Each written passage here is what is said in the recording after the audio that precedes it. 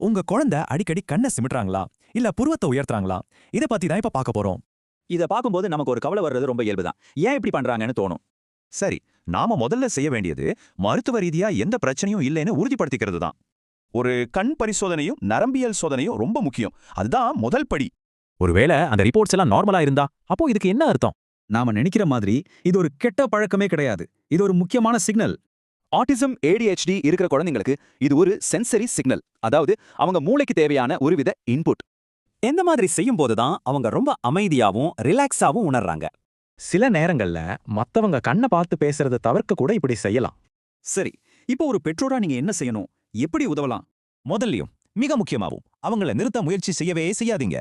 புரிஞ்சுக்கோங்க, இந்த பழக்கத்தால உங்க குழந்தைக்கு எந்த பாதிப்பும் வராது. அதுக்கு பதிலா அவங்களுக்கு சப்போர்ட் பண்ண நாம என்ன செய்யலாம்னு பாப்போம். தினமும் நல்லா ஓடி ஆடி விளையாட வைங்க. ஸ்கிரீன் டைம் கொஞ்சம் கம்மி பண்ணுங்க. இது ரொம்ப உதவும். இன்னொரு சூப்பர் ஐடியா. இதையே ஒரு ஜாலியான விளையாட்டா மாத்திடுறதுதான். கண்ணாடி முன்னாடி நின்னு 2 பேரும் மாறி மாறி ஃபன்னி ஃபேஸ் செஞ்சு விளையாடுங்க.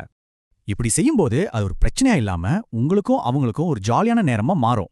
எல்லாத்த விட முக்கியம், இந்த விஷயத்த நாம பாக்குற கண்ணோட்டத்தை மாத்திக்கிறது தான்.